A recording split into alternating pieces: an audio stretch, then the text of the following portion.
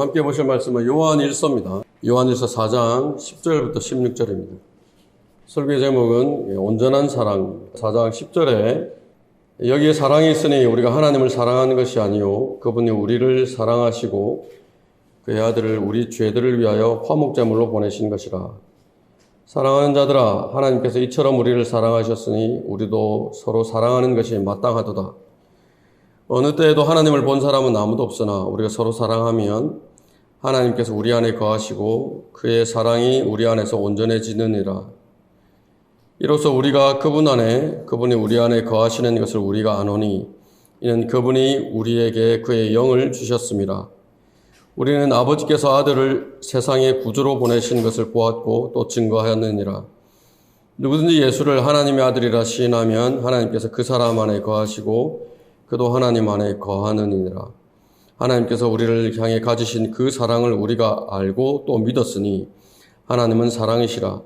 사랑 안에 거하는 사람은 하나님 안에 거하고 하나님께서도 그 사람 안에 거하시느니라. 예수 그리스도라고 하는 이름이 많은 사람들의 인생을 바꿔놓았습니다. 2000년 전에 중동지방의 그 갈릴리 어부들을 시작으로 해서 지금까지 무수히 많은 사람들의 인생을 그렇게 뒤바꿔놓았죠. 이 자리에 앉아있는 우리도 마찬가지죠. 180도 급선회한 겁니다. 잘 가던 길에서 급선회해서 내 인생의 목표도 바뀌고 가치관도 바뀌고 살아가는 삶의 방식도 완전히 바뀐 겁니다. 그렇게 단숨에 뒤바꿔 놓는 힘이 어디에 있는 것이냐? 오늘 본문에서 말씀하시는 것처럼 예수 그리스도의 사랑이라고 하는 것입니다. 사랑을 말하는 영향력 있는 많은 종교들이 있죠. 한 손에는 코란을 들고 한 손에는 칼을 들고 무조건 복종이 아니면 죽음을 말하는 무슬림. 그 무슬림에도 사랑의 개념은 가지고 있다라고 이야기를 합니다. 철저한 복종과 헌신을 통해서 알라에 대한 사랑을 증명을 하라. 코란이 말하고 있는 남을 돕고 옳은 일을, 옳은 행동을 실천해서 이웃 사랑을 증명하라. 그 방식이 대부분의 종교들이 말하는 그런 사랑이라고 하는 겁니다. 저마다 가지고 있는 종교가 말하는 교리가 있죠. 교리라고 하는 것을 부지런히 실천을 해서 그것을 신 앞으로 가지고 오라고 이야기를 하는 것입니다. 우리가 믿고 있는 하나님은 어떻게 다릅니까? 10절에 그렇게 말씀을 하시죠. 10절 보시면요. 여기에 사랑이 있으니 우리가 하나님을 사랑한 것이 아니요 그분이 우리를 사랑하시고 그의 아들을 우리 죄들을 위하여 화목제물로 보내신 것이라. 네가 뭔가를 많이 해서 지켜 행해서 그것을 가지고 오면 내가 사랑을 해주겠다. 그게 아니죠. 이 말씀은 무지했을 때에 하나님께서 우리를 먼저 사랑해 주셨다. 사랑해서 찾아오시고 그 사랑을 통해서 예수 그리스도를 통해서 나타내 보여주셨다라고 말씀을 합니다. 그것이 성경이 말씀하시는 하나님의 사랑이고 그 하나님의 사랑이 수많은 사람의 인생을 바꿔놓았던 것입니다. 아주 오래전에 조 스트레일리라고 하는 한 소년이 있었습니다. 어릴 때에 아버지가 돌아가시고 어머니가 이제 먹고 살아야 되니까 재혼을 했습니다. 근데 해필이면 재혼을 한 남자가 아주 세속적이고 난폭하고 술주정뱅이였습니다. 근데 이 조가 7살 되던 그 어머니마저 세상을 떠났습니다. 흔히 세상 사람들이 사랑하면 떠올리는 그런 어머니의 따뜻한 사랑, 아버지의 따뜻한 사랑, 한번 제대로 받아보지도 못하고 두 분을 이제 여의게 된 겁니다. 어머니가 돌아가시니까 의붓 아버지가 변합니다. 7살 때부터 조를 노예처럼 혹사를 시키고 7살인데 뭘 할까 싶은데 그때는 일을 그렇게 시켰다고 합니다. 혹사를 시키고 하루에도 술만 취하면은 수시로 화풀이 하듯이 심심풀이 하듯이 그렇게 조를 두들겨 폈다고 합니다. 14살이 되었습니다. 내가 이러다가 언젠가는 의붓 아버지 손에 맞아서 죽겠구나 생각이 들자 옷 몇 가지만 챙겨서 이제 집을 나와서 버지니아주로 갔습니다. 그곳에 가면 내가 새롭게 살 수 있을 것이다. 출발한 겁니다. 가는 길에 폭풍우가 몰아쳤습니다. 온몸은 다 젖었죠. 추위 때문에 몸을 바들바들 떨면서 겨우겨우 산 한가운데 있는 오두막집 앞에 다다라서 아주 다급하게 문을 두드렸습니다. 도와달라고. 그 집에서 몸집이 뚱뚱한 아주머니가 나오더니 그 어린 아이를 보고 어디 갔다 왔느냐라고 하는 그런 뉘앙스를 가지고 아니 이 밤에 지금까지 밖에서 뭘 하고 있었던 거야? 왜 이렇게 비에 맞아서 생쥐처럼 다 젖은 거야? 어서 들어와. 이게 조를 이제 집안으로 들인 겁니다. 그 집안에는 이게 아주머니 아이 셋이 막 잠자리 들려고 파자마를 입고 큰 침대 위에 앉아 있었다고 합니다. 아버지 어머니가 그 젖은 옷을 다 벗기고 깨끗하고 마른 옷으로 갈아입히고 종일 굶은 그 아이에게 따뜻한 음식을 차려주었습니다. 음식을 다 먹자 자기가 쓰던 침대를 가리키면서 너는 여기서 자렴. 나는 아이들과 저 침대에서 잘 테니까. 근데 우리는 자기 전에 항상 함께 기도를 한단다. 그리고는 그 조를 아이들과 함께 동그랗게 앉혀놓고 성경을 읽어주고 같이 손을 모으고 기도를 했습니다. 이때 처음 기도라고 하는 것을 본 겁니다. 기도를 시작합니다. 아주머니가 아버지 하나님 부르죠. 조가 깜짝 놀라는 아버지가 와 있나? 아니 이 집에 다른 아버지가 있나? 놀란 겁니다. 그렇게 해서 어른이 되어서 회상을 하는데 6살 이후로 제대로 잠을 잔 것은 그날이 처음이었다. 그렇게 회상을 합니다. 그러니까 다음 날 됐습니다. 길을 떠나려고 하니까 이 아주머니가 같이 살자 그러지 말고 너는 몸이 튼튼하니까 일도 좀 하고 심부름을 하면서 같이 살자 그럽니다. 근데 저는 이제 나름대로 생각이 있었죠. 그러니까 떠났습니다. 한 15km 정도 갔을 때에 감리교회에서 열리는 천막 집회가 열리고 있었는데 호기심에 또 쉬기도 할 게 없는 게 들어갔다가 거기서 하는 설교를 듣고 이 조가 복음을 듣고 구원받게 됩니다. 그날 그 설교자가 조를 보고 같이 감리교회에 다니자. 내가 너를 양자로 삼을 테니까 나하고 같이 살면서 하나님에 대해서 배우자라고 했습니다. 꿈 같은 일이죠. 그 양아버지의 폭행을 피해서 어딘가 정처없이 가던 길인데 이 기적 같은 일을 내가 나를 그렇게 따뜻하게 대해주었던 그 아주머니에게 가서 알려드려야 되겠다 생각을 했습니다. 오두막으로 갔습니다. 그 아주머니를 어머니라고 부르면서 어머니 저 구원받았어요 라고 고백을 합니다. 근데 묻습니다. 근데 어머니는 감리교인이세요? 아니야 나는 침례교도야 라고 대답을 합니다. 저가 다시 한번 감사 인사를 하고 그 감리교 설교자에게 와서 그 손에서 양육이 되었습니다. 성장했습니다.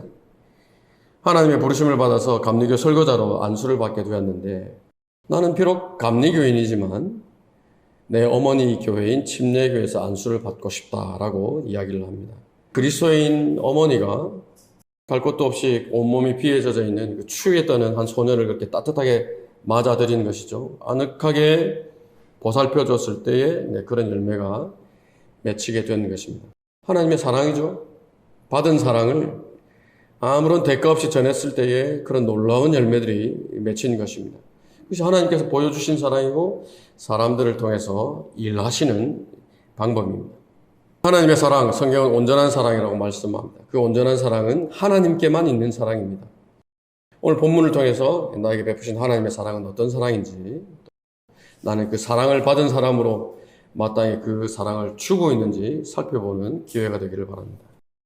자, 하나님의 온전한 사랑은 첫 번째는 아무런 자격이 없는 죄인들에게 베풀어졌다라고 하는 것입니다. 10절을 다시 한번 보십니다.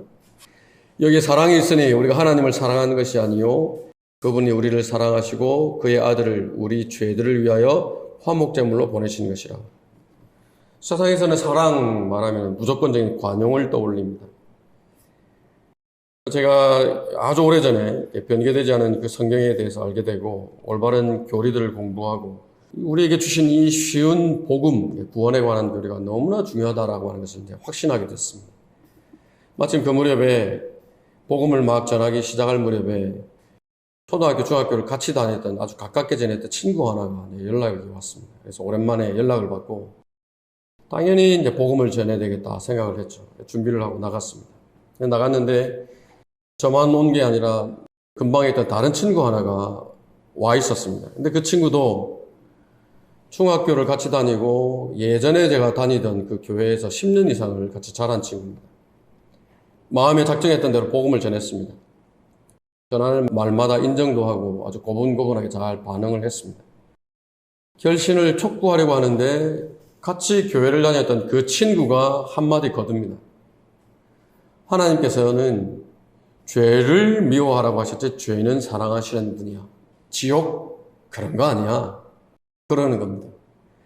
근데 말하는 그 친구가 얼마나 확신에 차서 이야기를 하는지 그 말 한마디로 지금까지 복음에 대해서 잘 수긍해오던 그 친구가 태도가 돌변합니다.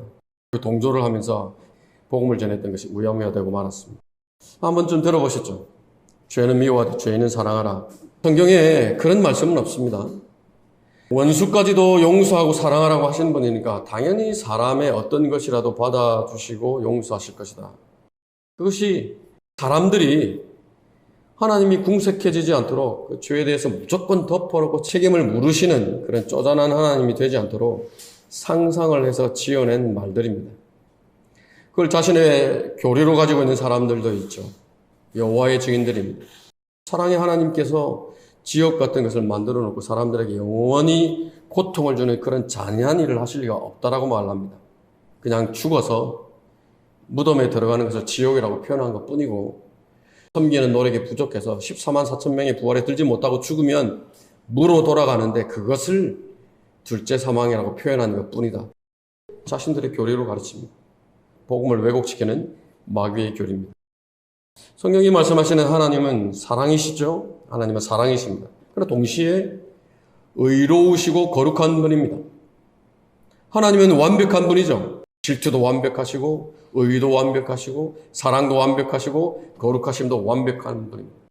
거룩하시다라고 하는 것은 모든 더러움에서 자유로운 순수한 것을 말합니다.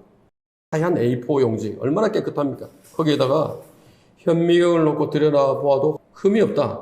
그런 것입니다. 절대적으로 순수하다. 그 하나님의 거룩하심에 관해서 요한일서 1장 5절에서는 하나님은 빛이시요 그분 안에는 전혀 어두움이 없다는 것이라 그렇게 말씀을 합니다. 하박국 1장 13절에서는 주께서는 정결한 눈을 가지셨기에 악을 참아보지 못하시며 죄악을 볼 수도 없나이다. 그렇게 말씀을 합니다. 죄를 그냥 보아 넘기는 분이 아닙니다. 악을 선이라고 말하고 선을 악이라고 하시는 분도 아닙니다.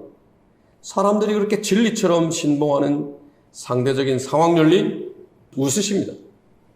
죄의 책임을 묻지 않으시거나 죄인의 죄들을 결코 간과하는 분이 아니신 것입니다. 구원받지 못한 죄인들을 향해서 성경은 뭐라고 말씀하십니까? 진노의 자녀라고 분명히 말씀하시죠. 하루 24시간 하나님의 진노가 그 사람 위에 머물러 있다고 말씀을 하십니다. 요한복음 3장 36절에 아들을 믿는 자는 영생을 가졌고 그 아들을 믿지 않는 자는 생명을 보지 못하고 오히려 하나님의 진노가 그 사람 위에 머물러 있느니라. 우리 형제님들하고 교제할 때 가끔 이야기하죠. 열왕기하 19장을 보면 그 아시리아 왕이 유다를 포위를 하죠. 조롱을 합니다. 아무리 창조주 하나님이라고 하더라도 아시리아로부터 구원할 수 없을 것이다. 어느 나라의 신을 막론하고 아시리아 군대 앞에서 굴복하지 않는 신들이 있느냐. 이스라엘의 하나님도 마찬가지다. 조롱을 합니다.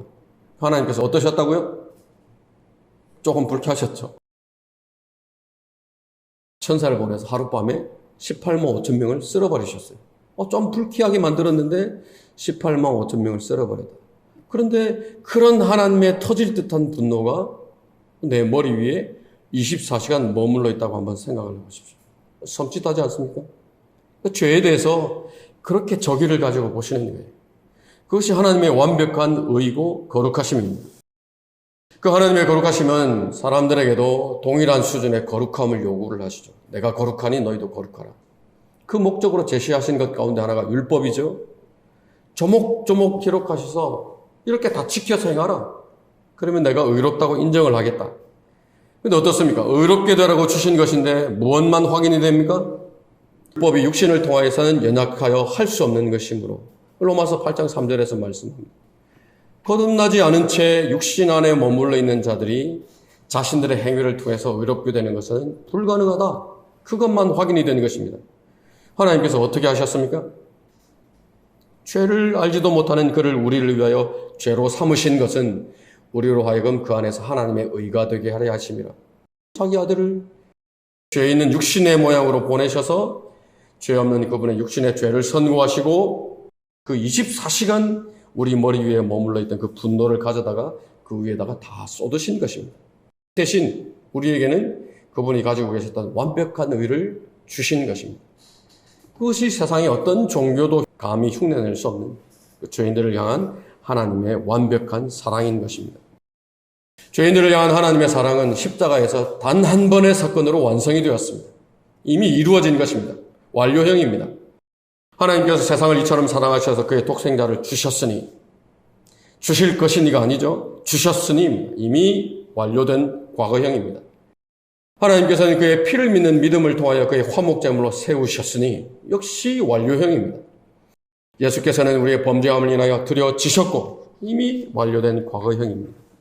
하나님께서 죄를 알지도 못하는 그를 우리를 위하여 죄로 삼으신 것은 역시나 이미 이루어진 과거형입니다. 신약에서 말씀하시는 하나님의 사랑은 모두가 다 예수 그리스도와 연관이 되어 있고 모두가 다 과거 시제로 표현이 되어 있습니다. 하나님께서 가지고 계신 그 완벽한 사랑을 십자가를 통해서 우리에게 증명해 보여주신 것입니다. 그러나 성경 어디에도 그분의 아들을 거부한 죄인들을 사랑하신다라고 하는 말씀은 없습니다. 성경에서 발견되는 하나님의 사랑은 강렬한 질투를 동반하는 사랑이죠. 사랑과 질투는 동전의 양면과 같습니다. 사랑하는 아내가, 사랑하는 남편이 나 말고 다른 남자를, 다른 여자를 사랑한다. 그러면 어떻습니까? 아무렇지도 않습니까? 질투가 불타오릅니다. 다른 남자, 다른 여자를 사랑한다라고 하는데 아무렇지도 않다. 그것은 사랑이 아니죠. 사랑한다면 당연히 불같은 질투가 다 올라야 정상입니다. 하나님께서 사랑하시는 대상 이스라엘입니다. 자신을 계시하시는데 너는 다른 신을 경배하지 말지니 그 이름이 질투인 주는 질투하는 하나님입니다. 그렇게 말씀을 합니다.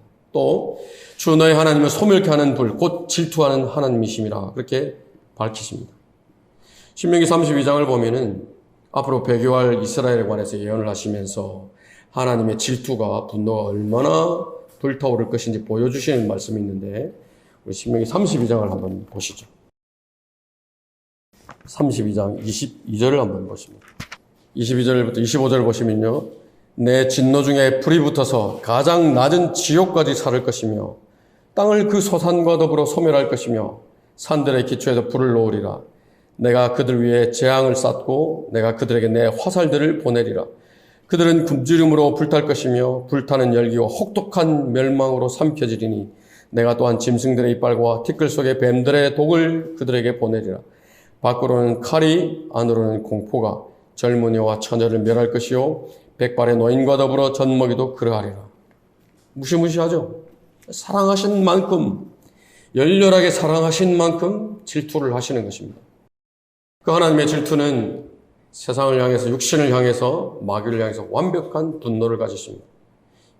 십자가에서 이루어 놓으신 하나님의 사랑을 거부하고 세상으로 달려가고 종교로 달려가고 갖가지 선행을 통해서 하나님의 사랑을 대체하려고 하는 죄인들을 향해서 맹렬한 분노를 드러내시는 것입니다.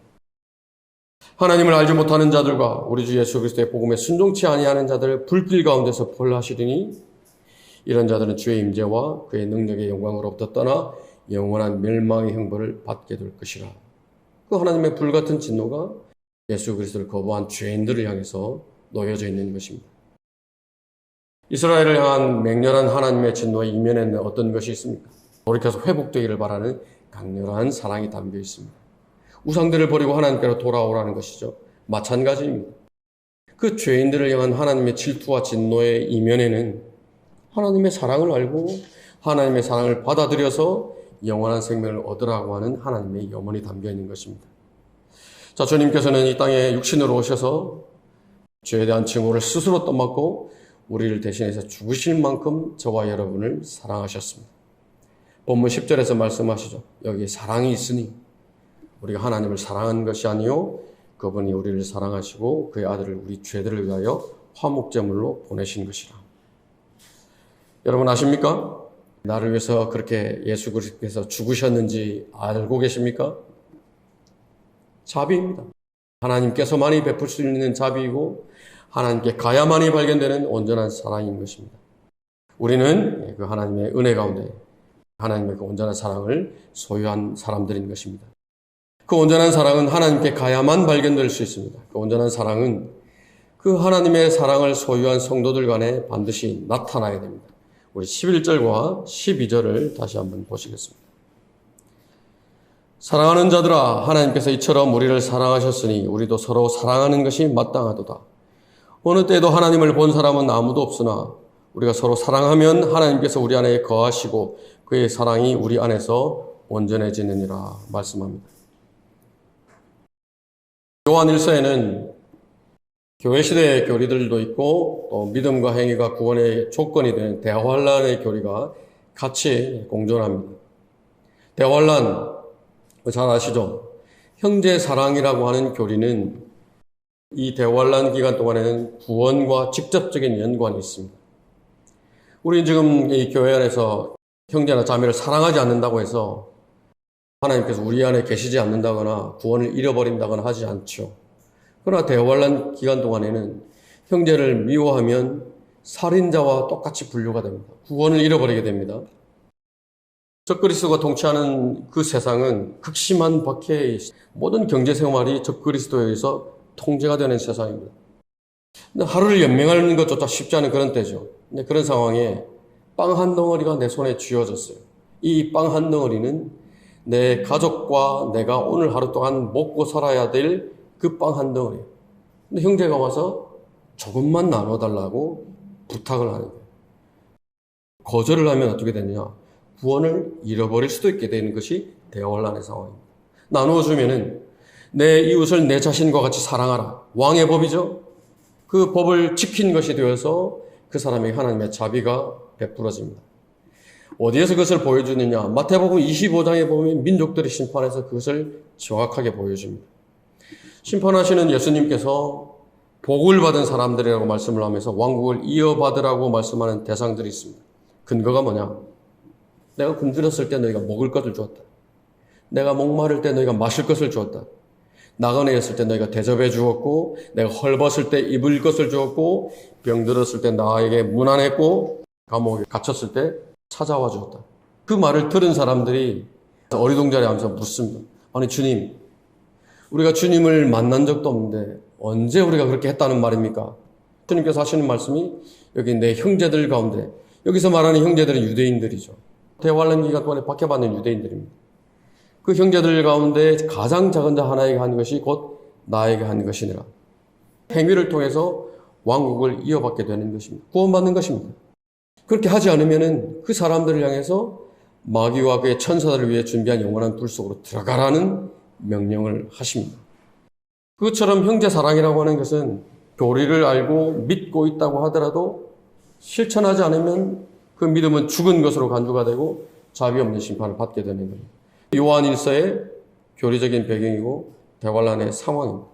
지금 우리에게 교리적으로 적용되지는 않죠. 그러나 우리는 어떤 사람들입니까? 하나님의 사랑을 받은 사람들이죠.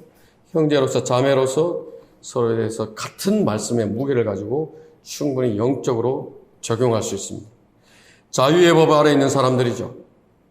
자유의 법 아래 있다.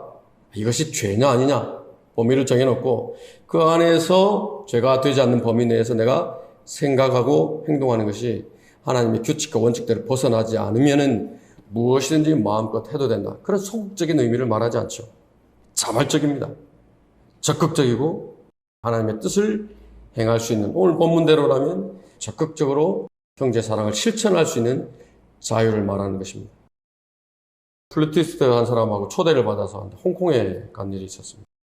공항 면세점에 들려서 초대한 사람들 기념이 될 만한 것을 각자가 이제 사서 식당에 앉았습니다.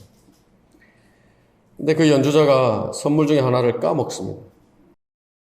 제가 물었어요. 아니 그 선물하려고 사신 것 아니에요? 물었더니 뭐라고 대답을 하냐면 이 세상에서 내가 제일 소중하니까 내가 먼저 먹어야죠. 그렇게 이야기를 합니다. 충격적이었습니다. 그날까지 한 번도 그렇게 생각해 본 적 없고 그렇게 배운 적도 없기 때문에 내가 뭔가 좀 잘못 생각을 하고 있나? 출장 갔다 돌아와서 찾았습니다. 빌립보서 2장을 보니까 오직 생각의 겸손함으로 나를 위하네요. 남을 자신들보다 존중하라 그렇게 말씀을 하고 있습니다. 세상이 가르치는 사랑은 자기 사랑이죠. 자기 스스로가 자기에 대해서 스스로 가치 부여하고 먼저 사랑하지 않으면은 남에게 존중을 기대할 수 없다라고 하는 것이죠. 그래서 나는 소중하다. 나는 존중받아야 된다. 나는 행복할 자격이 있다. 나는 나를 사랑한다. 그렇게 가르치고 학습을 합니다. 그럼 우리는 어떻습니까? 그리스도인의 자존감이라고 하는 것은, 우리 그리스도인의 가치라고 하는 것은 내가 나를 사랑해서 생기는 것이 아니죠. 예수 그리스도께서 나를 사랑하였기 때문에 나는 가치가 있는 것입니다. 사도 바울이 고백을 합니다. 내가 그리스도를 알고 나서 나도 이제는 죄를 버리고 그분이 원하시는 선한 것을 내가 하고 싶은데 원하는 선은 행하지 않고 원하지 않는 악을 행하더라. 내 육신 안에 도사리고 있는 죄, 그 죄가 내 마음과 다르게 끊임없이 나를 충동을 하고 나를 사로잡아서 죄 아래로 끌고 가더라. 성경을 통해서 보여주시는 온갖 죄의 목록들이 내 육신 안에 그대로 도사리고 있더라. 신음하죠. 나는 비참한 사람이로다. 누가 이 사망의 몸에서 나를 구해낼 것인가? 그것이 타고난 나라고 하는 사람입니다. 타고난 송영찬에 대해서 긍정적으로 평가하시는 것이 하나가 없습니다. 그런데 내 가치를 결정하는 것은 뭐라고 했습니까? 로마서 5장 2절을 보면은 또 그분으로 인하여, 예수 그리스도 그분이죠. 그분으로 인하여 우리가 서 있는 이 은혜 안에 믿음으로 나아가며, 무슨 은혜입니까? 다른 것이 아닌 오직 예수 그리스도를 통하여 나를 받아주신 은혜이죠. 예수 그리스도를 통하여 하나님과 화평을 갖게 하신 그 은혜입니다. 내 연약함, 내 육신 안에 도사리고 있는 죄성, 그런 것들은 죽은 것으로 여긴다 그 말입니다. 은혜 안에 믿음으로 나아가며 하나님의 영광의 소망 안에서 즐거워하느니라. 하나님께서 나를 보실 때 뭘 보시느냐? 이미 예수 그리스도께서 오셔서 그 영광의 보좌에 앉으시고 저와 여러분이 그 영광 가운데 함께 있는 그것을 보고 계신다 그 말입니다. 저와 여러분의 가치가 거기에 있는 거예요. 나를 사랑하셔서 자신의 생명을 주신 예수 그리스도께 내 가치가 있는 것이고, 다시 오셔서 영광의 보좌에 앉으실 그 복된 소망에 저와 여러분이 참여하게 되리라고 하는 그 소망에 저와 여러분의 가치가 있는 것입니다. 그런 확신을 마음에 가득 가지고 있는 사람에게는 세상이 나에 대해서 어떤 평가를 한다? 별 의미를 두지 못합니다. 그것이 확인이 되었다면 그러면 나는 하나님께서 나에게 주신 그 사랑을 통해서 내 옆에 있는 지체들을 적극적으로 사랑하는 것입니다. 예수께서 내 안에도 계시지만 그 지체 안에도 계시죠? 내가 가지고 있는 그 영광의 소망을 똑같이 가지고 있는 지체입니다. 나보다 그 지체를 더 존중하라고 말씀을 합니다. 자주 범하는 것이 뭡니까? 내가 가지고 있는 내 기준을 가지고 옆 사람을 쉽게 판단하고 정죄하는 겁니다. 설령 말로 내뱉지는 않는다고 하더라도 마음에 선을 그어버리죠. 자기는 1만 달란트라고 하는 어마어마한 빚을 탕감받았으면서도 그것에 60분의 1밖에 안 되는 100데나리온 빚진 사람을 잡아다가 정죄하고 갚을 때까지 감옥에 집어넣어버리죠. 그 종에 대해서 뭐라고 말씀하십니까? 악하다라고 말씀하세요. 형제들이 나에게 실수한 것, 형제들이 나에게 한 잘못을 진심으로 용서하라는 겁니다. 하나님과 나와의 관계를 생각해서 그 형제 자매를 대하라고 말씀을 하는 것입니다. 교회가 일시적으로 부흥을 해도 그 다음에 계속해서 침체가 되면은 죽은 교회가 되죠. 영적인 영역은 넓혀가야 되죠. 참된 지식으로 무장되어야 되죠. 복음을 전하는 일꾼들은 늘어나야 되죠. 사역은 활성화되어야 되죠. 그래야 교회가 튼튼하게 세워집니다. 일꾼들은 더 늘어나고 선교하는 지역은 확장이 되고, 그러면 가짜 교류와 비진리를 붙들고 있는 교회들에게 영향력을 끼치게 되고. 그럼 어떻습니까? 날일선 분명한 교리만 가지고 있으면 그것이 가능합니까? 그러지 않습니다. 그 유대에 필요한 것이 형제의 사랑이라고 하는 것입니다. 자발적으로 자원해서 움직이게 만드는 동력이 되는 것이 하나님의 사랑이죠. 그 하나님의 사랑에서 비롯된 형제 간의 사랑이 필요한 것입니다. 사랑이 없으면 그런 영적인 유대도 기대할 수 없고 승리도 지속되지 않습니다. 그러면 뭐만 남습니까? 형식만 남게 되죠. 교회 안에는 온통 신랄함만 만연하게 되는 것입니다. 그러면 하나님을 사랑하는 것도 의식으로 가르치죠. 하나님의 말씀을 읽고 공부하는 것도 의무가 되어버립니다. 하나님의 말씀이 그 사람의 인격을 다루시죠. 그 사람의 감성을 다루시죠. 깊은 교제를 형성하죠. 동기를 부여하죠. 그 믿음이 행동으로 드러나죠. 열매 맺게 하시죠. 하나님께서 역사를 하시는데 하나님께서 일하실 수 있는 여지를 없애버리게 되는 것입니다. 그러면 믿음으로 시작했지만 종교로 끝나버리는 것입니다. 그게 배교예요. 모든 것을 판단하죠. 모든 것을 정죄하죠. 내 기준에 맞지 않으면 쫓아내버립니다.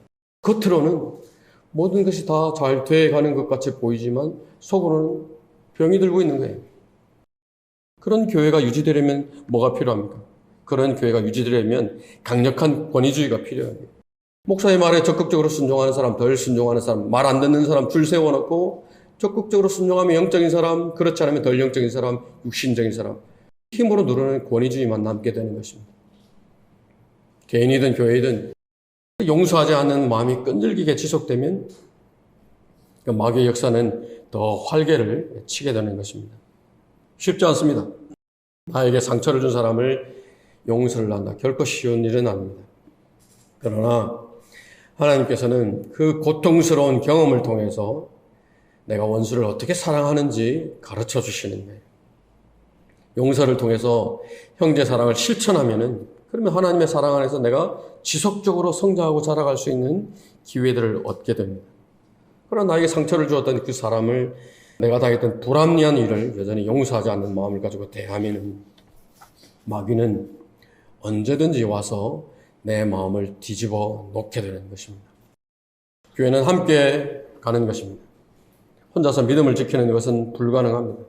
혼자서 마귀와 세상을 대적해서 싸우는 영적 전쟁이 가능하다면 하나님께서 우리를 이렇게 교회로 굳이 부르지 않았을 것입니다.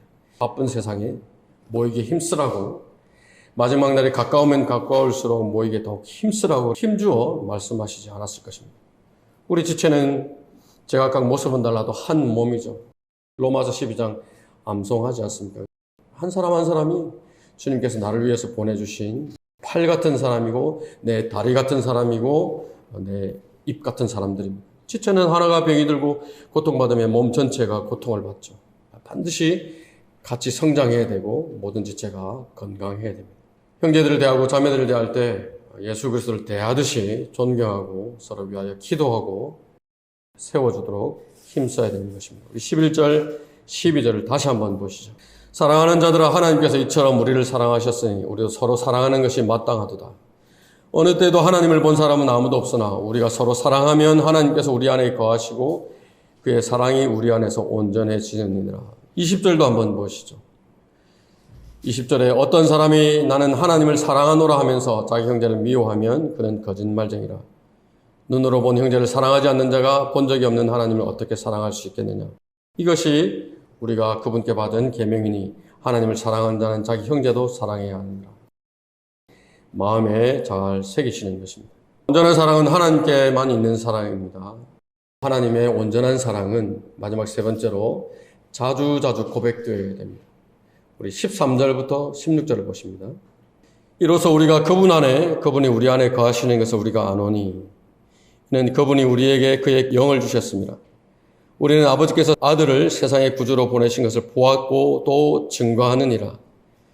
누구든지 예수를 하나님의 아들이라 시인하면 하나님께서 그 사람 안에 거하시고 그도 하나님 안에 거하느니라. 하나님께서 우리를 향해 가지신 그 사랑을 우리가 알고 또 믿었으니 하나님은 사랑이시라. 사랑 안에 거하는 사람은 하나님 안에 거하고 하나님께서도 그 사람 안에 거하시느니라. 결혼하신 분들은 남편이나 아내에게 자녀들에게 사랑한다는 말을 일주일에 몇 번이나 하십니까? 불행 상담하면서 예수 그리스도를 시인하는 것을 설명하려고 누군가의 사랑을 고백해 본 적이 있는가 물었던 적이 있습니다. 그 사람이 이야기를 합니다. 자기가 대학 생활을 4년 동안 하면서 한 선배를 굉장히 좋아해서 따라다녔다고 합니다. 여자분이었습니다. 졸업식 날 찾아가서 그 선배한테 사랑한다라고 고백을 했대요. 근데 그 고백을 하는 순간에 4년 동안 볼 때마다 그렇게 마음이 설레이고 좋아했던 그 감정이 사랑이었구나. 내가 정말 그 선배를 사랑했었구나. 분명하게 느낄 수 있었다라고 대답을 했습니다. 힘이 있죠. 자기가 하는 말, 자기 마음을 확정하는 힘이 있습니다. 하나님께서 여러분을 사랑하셨습니까?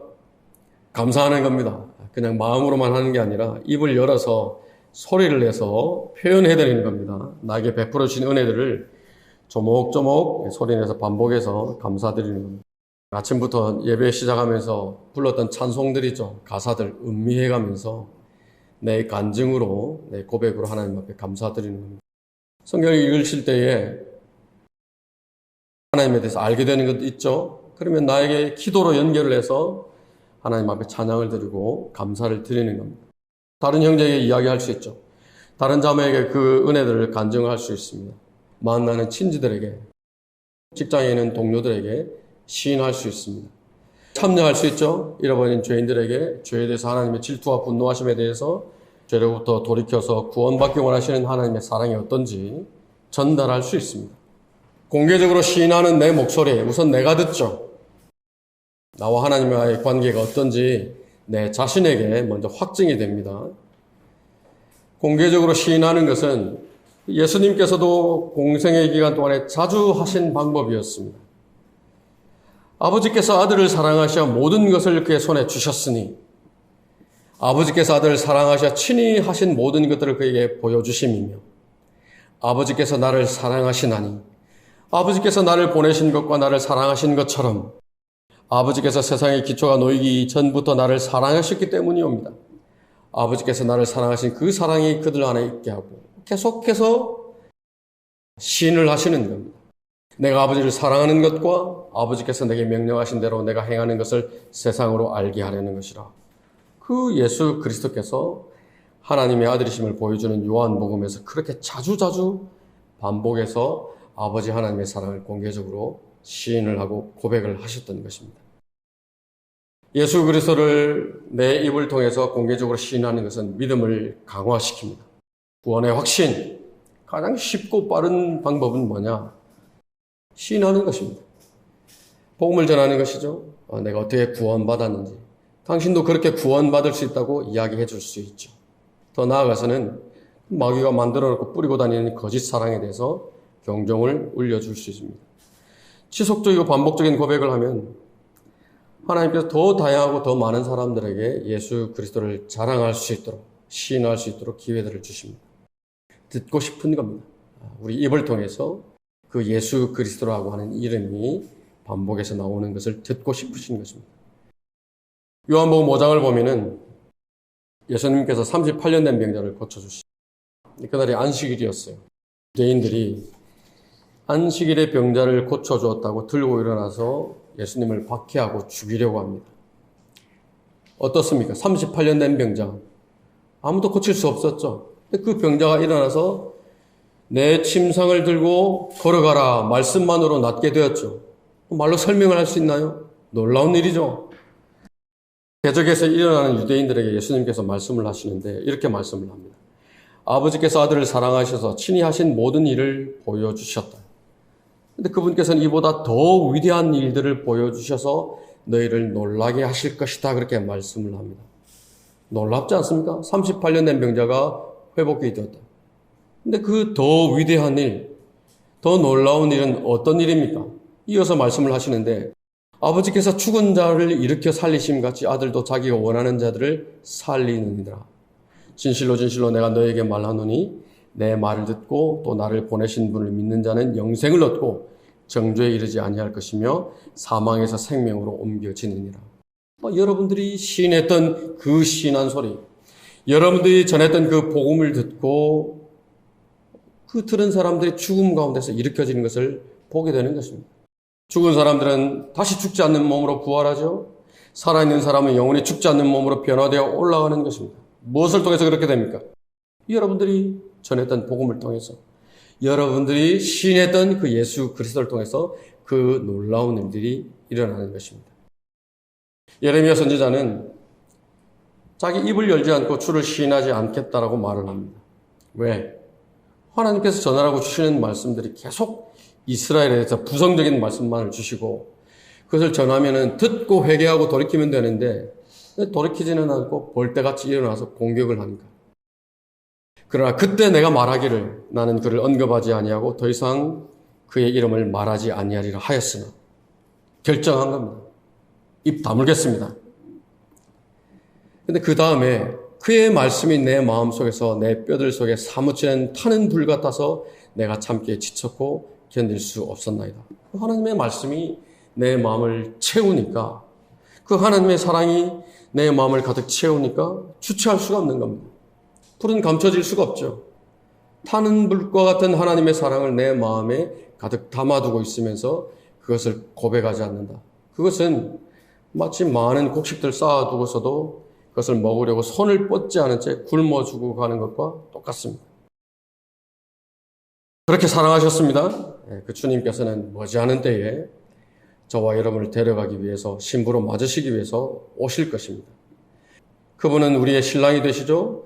우리는 그분의 신부가 될 것입니다. 우리가 입이 닳도록 자랑하고 고백해야 하는 대상이 바로 예수 그리스도 그분인 것입니다. 오늘 우리가 살펴봤던 온전한 사랑, 하나님께만 있는 사랑입니다. 그 하나님의 온전한 사랑은 저와 여러분을 위해서 자신 십자가에 내어주신 위대한 사랑입니다. 그 온전한 사랑은 오늘까지 저와 여러분의 생애를 인도하시고 축복하시는 사랑입니다. 저와 여러분이 가야 될 곳, 본향에 이르도록 우리를 안전하게 데려가실 것입니다. 이스라엘 백성을 이끌고 또 약속의 땅을 향해서 가던 모세는 어려움이 닥칠 때마다 하나님을 향해서 고백을 합니다. 그는 나의 피난처이시라고, 나의 요새시라고, 나의 하나님이시니 내가 그를 신뢰하리라고 그렇게 고백을 했습니다. 다윗도 마찬가지였습니다. 그 셀 수 없는 고난들 가운데 매번 주께서 나의 피난처가 되신다고 입을 열어서 고백을 했던 것입니다. 하나님께서는 그 하나님을 신뢰하는 사람들의 고백에 대해서 대답을 하십니다. 그가 나를 사랑하였으므로 내가 그를 구해낼 것이며, 그가 나의 이름을 알았으므로 내가 그를 높이리라. 그가 나를 부르리니 내가 그에게 응답하리라. 고난 중에 내가 그와 함께 할 것이며 내가 그를 구해내고 그를 영화롭게 하리라. 내가 장수로 그를 만족케 하며 내 구원을 그에게 보이리라. 하나님께서 그렇게 대답을 하시고 약속을 하신 것입니다. 온전한 사랑을 나에게 베푸셨습니다. 하나님만 바라보는 것입니다. 그러면은 하나님만 바라보면 모세에게 하셨던 그 약속의 말씀처럼, 다윗에게 하셨던 그 약속의 말처럼 저와 여러분을 하나님께서 약속하시는 목적지까지 안전하게 데려가시는 것입니다. 설교를 마치겠습니다.